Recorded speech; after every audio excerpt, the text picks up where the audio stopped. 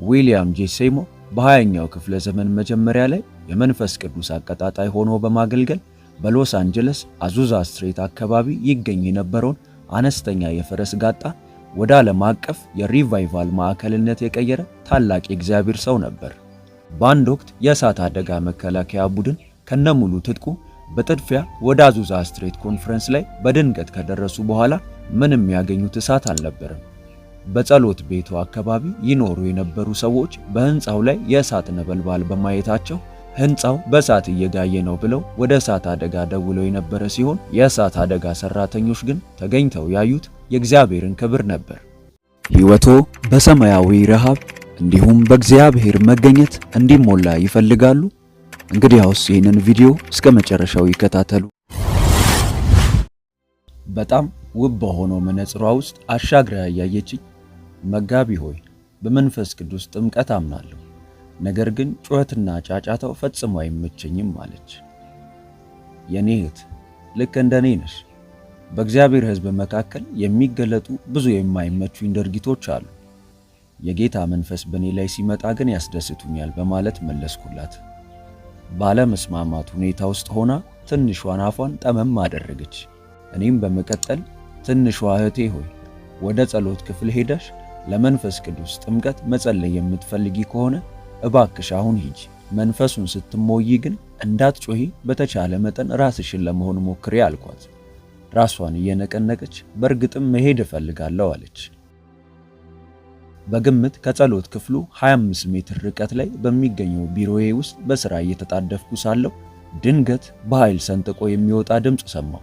በፍጥነት የቢሮዬን በር ከፍቼ ስወጣ ልክ እንደ ተተኮሰ ጥይት ተፈናጥራ ከጸሎት ቤት ወደ ውጪ በመውጣት እየዘለለችና በጩኸት የጌታን ስም እየጠራች ትሮጥ ነበር።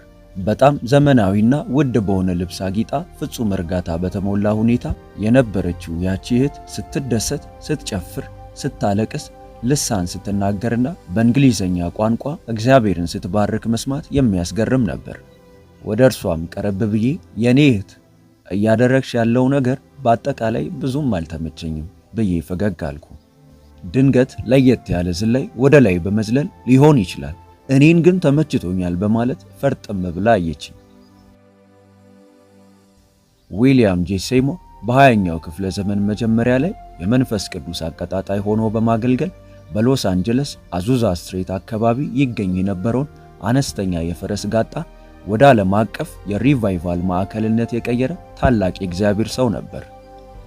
በወቅቱ በነበረው መንፈሳዊ ስብሰባ ላይ የመንፈስ ቅዱስ ጥምቀት ዋና መገለጫ የነበረው በልሳን መናገር ትልቅ ድርሻ የነበረው ሲሆን ሴይሞር ይህንን የመንፈስ ቅዱስ እንቅስቃሴ ለማስተባበር በተቋቋመው የመጀመሪያ ቡድን ውስጥ መሪ አገልጋይ ነበር። የአዙዛ ሪቫይቫል ቀደም ሲል የነበረውን አስቸጋሪ የባህል አጥር በመሻገር ጥቁሮችን፣ ነጮችን፣ የስፔንና ፖርቹጋል ዝርያዎችንና ሌሎች አውሮፓውያንን ያገናኝና አብረው እግዚአብሔርን እንዲያመልኩ ያደረገ ነበር። ምንም እንኳን የሪቫይቫሉ ስኬት አጭር ቆይታ የነበረው ቢሆንም እስካሁን ድረስ ፍሬውን እየተካፈለን እንገኛለን። ዛሬ በዓለም ዙሪያ ባሉ በብዙዎች የእግዚአብሔር ቤተሰቦች ዘንድ ሁሉ የአዙዛ ስትሬት ሪቫይቫል የሚታወቅ ነው። የአዙዛ ስትሬት አገልግሎት በብዙ አስደናቂ ታሪኮች የታጀበ ሲሆን አዘውትረውና ሌሊቱን ሙሉ ለአርነትና የእግዚአብሔር እጅ በሙላት እንዲዘረጋ ይጸልዩ ለነበሩ ፋና ወጊ የመንፈስ ቅዱስ ኃይል አገልጋዮች ጊዜ የሚባለው ጽንሰ ሐሳብ ከግምት ውስጥ የሚገባ አልነበረም። የእግዚአብሔርን ቃል አምነው የቃሉን በተግባር መገለጥ ተስፋ ሳይቆርጡ በስፍራቸው ሆኖ ይጠባበቁ የነበሩና እምነትን የተሞሉ አገልጋዮች ነበሩ። በማንኛውም ሁኔታ የቃሉ ሥልጣን እንዲገለጥ በትጋት የሚጠባበቁ ሰዎች ነበሩ። በመካከላቸው ያለ ሰው የእርሻ ማሳ ላይ ተምችና ተባይ ለማጥፋት ሲነሳ የአዙዛ አማኞች በእርሻ ውስጥ እየተመላለሱ የእግዚአብሔርን ቃል በማሳው ላይና በተባዮቹ ላይ ያውጁ ነበር። ከጸለዩም በኋላ ተባዮቹ በታዘዙበት ስፍራ ይቆዩ የነበረ ሲሆን ወደ እርሻውም በፍጹም ተሻግረው አይገቡም ነበር። አጎራባሽ በሆኑ እርሻዎች ላይ ጥፋት እያደረሱ ቢሆን እንኳን የአማኞች እርሻ ከሚገኝበት በርቀት ላይ ይቆዩ ነበር። በአንድ ወቅት የእሳት አደጋ መከላከያ ቡድን ከነሙሉ ትጥቁ በጥድፊያ ወደ አዙዛ ስትሬት ኮንፈረንስ ላይ በድንገት ከደረሱ በኋላ ምንም ያገኙት እሳት አልነበረም። በጸሎት ቤቱ አካባቢ ይኖሩ የነበሩ ሰዎች በህንፃው ላይ የእሳት ነበልባል በማየታቸው ህንፃው በእሳት እየጋየ ነው ብለው ወደ እሳት አደጋ ደውለው የነበረ ሲሆን የእሳት አደጋ ሰራተኞች ግን ተገኝተው ያዩት የእግዚአብሔርን ክብር ነበር። ሴንት ኤርቪል ላውዚኒያ ከሜክሲኮ የባህር ሰላጤ ወሽመጥ ጥቂት ኪሎ ሜትር ራቅ ብላ በደቡብ የውሃ ዳርቻ የምትገኝ ከተማ ነች። ግንቦት 2 1870 ዓ.ም በሴንት ኤርቪል ላውዚኒያ በሚኖሩ ስምዖንና ፌሊስ ሴይሞር በሚባሉ ቤተሰብ ውስጥ አንድ ሕፃን ልጅ ተወለደ። ይህ ቤተሰብ ከባርነት ነፃ የወጣው ከጥቂት ዓመታት በፊት የነበረ በመሆኑ ሕፃን ዊሊያም የተወለደው ዘረኝነት ባጠላበት ዓለም ውስጥ ነበር። የጥቁሮች መብት እንቅስቃሴ አራማጅ የነበረው ኩክላክስ ክላን አማጺ ቡድን ለዓመታት የኃይል እርምጃ እየወሰደ የነበረ ሲሆን በተቃራኒው የጥቁሮችን ማህበራዊ መብትና ፍትህ የሚነፍገው የጂም ክሮ ሕግ በመባል የሚታወቀው የተመሰረተበት ዘመን ዘረኝነትና መከፋፈልም በቤተ ክርስቲያን እንኳ ሳይቀር ሰርጎ የገባበት ወቅት ነበር። ከባርነት ነፃ ከወጡ በኋላ የሴይሞር ቤተሰቦች በእርሻ ውስጥ ሲሰማሩ ልክ እንደ ቤተሰቦቹ ሁሉ እርሱም እያደገ ሲሄድ ወደ እርሻ ስራው ገባ። በመደበኛ ትምህርት ውስጥ አለማለፉ ሳይበግረው በግሉ መጽሐፍ ቅዱስ ማንበብና ራሱን ማስተማሩን አጥብቆ ተያያዘው። ሴይሞር ጌታን በተመለከተ የነበረው እምነት የሰው ልጆችን በሙሉ ነፃ የሚያወጣ ብቸኛ አምላክ እንደሆነ የተረዳ ሲሆን ከነበረው እውነተኛ የእግዚአብሔር ቃል ረሃብ የተነሳ መንፈሱ በጣም የተነቃቃ ወጣት ነበር። በህይወቱ መለኮታዊ ራእይን የተለማመደ ወጣት የነበረ ሲሆን የክርስቶስ ምጽአትን በጉጉት ይጠባበቅ ነበር። ሴይሞር 25 ዓመት ሲሞላው በበታችነት ስሜት እንዲኖር ያደረገውን የአእምሮ ስርዓት በመስበር በወቅቱ በጣም ጥቂት የሆኑ ጥቁሮች የሚያደርጉትን ደቡብ ላውዚኒያን ለቆ በመውጣት ወደ ሰሜን ኢንዲያናፖሊስ አመራ።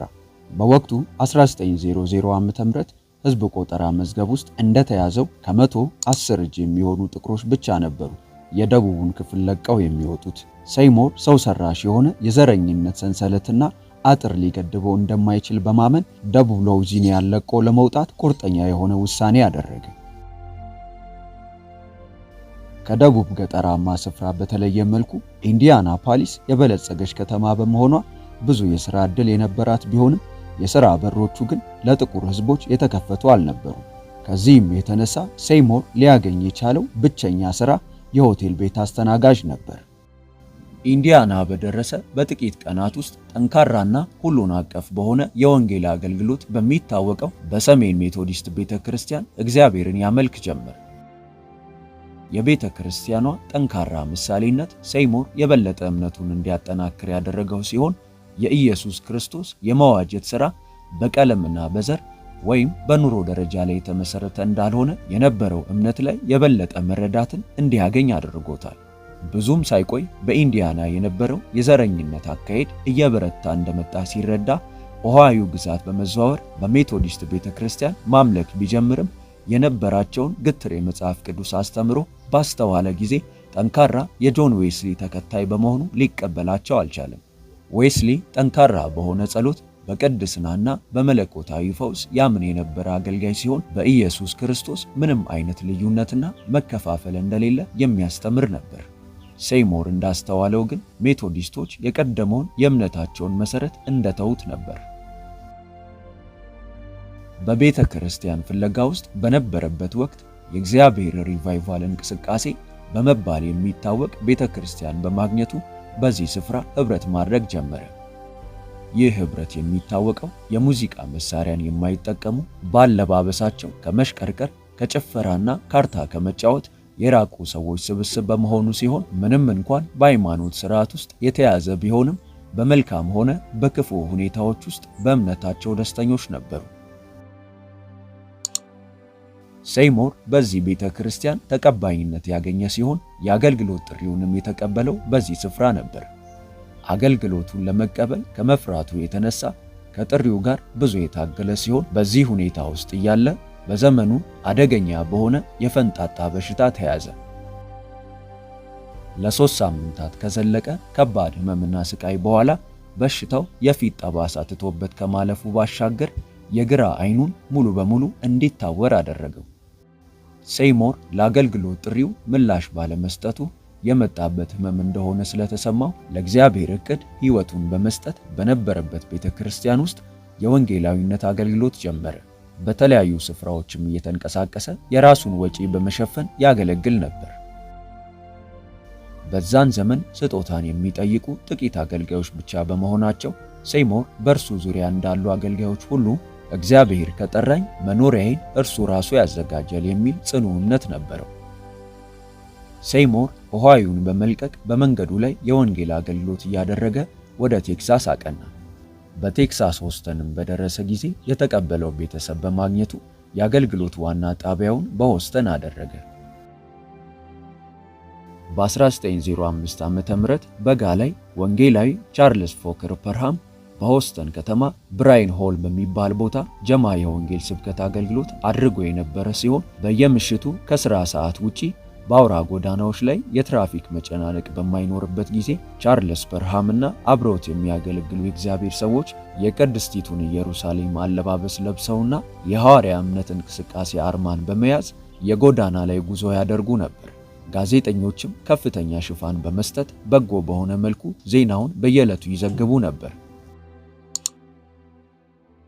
ሆስተን የተለያየ ዘር ያላቸው ሰዎች መኖሪያ በመሆኗ የባህል ማዕከል ተደርጋ የምትቆጠር ሲሆን በቻርልስ አገልግሎትም ተስበው ከተለያየ ዘር መጥተው ስብሰባውን ከሚከታተሉት ውስጥ የሴይሞር የቅርብ ጓደኛ የሆነች ሚስስ ሉሲ ፋሮስ የምትባል ሴት አንዷ ነበረች። ሉሲ ከቻርልስ ቤተሰብ ጋር የጠበቀ ወዳጅነት የነበራት ሲሆን በሆስተን አነስተኛ የሆነች ቤተክርስቲያን መጋቢ ነበረች። ቻርልስ በሚኖርባት የካንሳስ ከተማ ከቤተሰቡ ጋር አብራ ከመጣች የአስተዳደር ስራውን እንደሚሰጣት ጥያቄ ባቀረበላት ጊዜ በእርሷ ቤተክርስቲያን ያለውን የመጋቢነት አገልግሎት እስክትመለስ ድረስ ለ2 ወራት ያህል ሴይሞር እንዲቀበል ጠየቀችው። ሉሲ እስክትመለስ ድረስም ቤተክርስቲያኗን ለመምራት ጥያቄዋን ተቀበለ።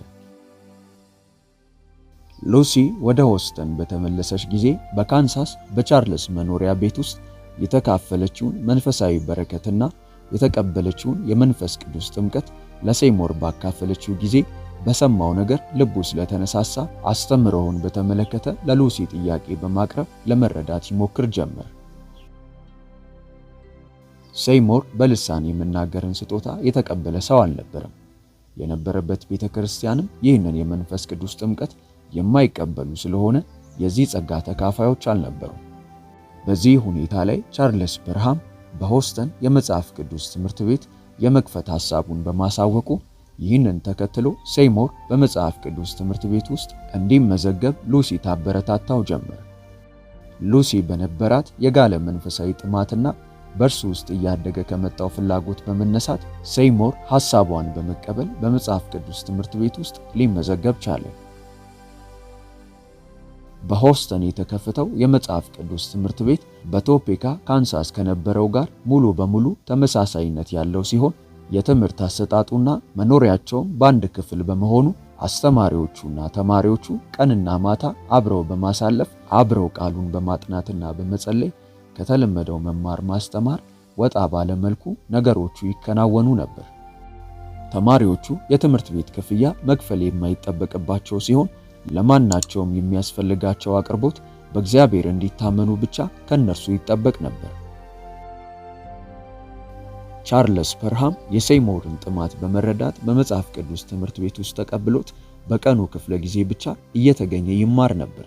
ሴይሞር የቻርልስን የመጽሐፍ ቅዱስ አስተምሮ ሁሉንም የሚቀበል ሳይሆን የመንፈስ ቅዱስ ጥምቀትን በተመለከተ ግን ሙሉ በሙሉ የሚቀበል ከመሆኑም ባሻገር ከዚህ በመነሳት የራሱን የሥነ መለኮት መረዳት ሊገነባ ችሏል። እንደተለመደው ከዛሬው ቪዲዮ ምን እንደተማሩ በኮሜንት መስጫው ቦታ ላይ በማስቀመጥ ተሳትፎውን ያሳዩ። ቪዲዮውን ላይክ እና ለወዳጆች ሼር በማድረግ አብረውን ያገልግሉ። ለቻናላችን አዲስ የሆናችሁ ቻናሉን ሰብስክራይብ በማድረግና የደውል ምልክቷን ተጭነው ኦል በማለት እንደዚህ ያሉ አስተማሪ ፕሮግራሞች፣ ሕይወት ለዋጭ ትምህርቶች፣ ዝማሬዎችና የጸሎት ጊዜያት በየዕለቱ እንዲደርሱ ማድረግ ይችላሉ። በቀጣይ ቪዲዮ እስከምንገናኝ ሰላም ሁኑ። ሆሊ ቲዩብ ኢትዮጵያ ዩቲዩብ ቻናል በይበልጥ በመንፈሳዊ ሕይወቶ እጅግ የሚበረቱባቸውና መንፈሳዊ ረሃቡን የሚጨምሩ ትምህርቶች እንዲሁም የጸሎት አገልግሎት በየቀኑ እንዲደርሱ ሰርቫንት መልካሙን ጌታ በማለት የፌስቡክ እንዲሁም የቲክቶክ አካውንታችንን እንዲሁም ሆሊ ቲዩብ ኢትዮጵያ ብለው ሰርች በማድረግ የቴሌግራም ቻናላችንን ይቀላቀሉ። ተባርካችኋል።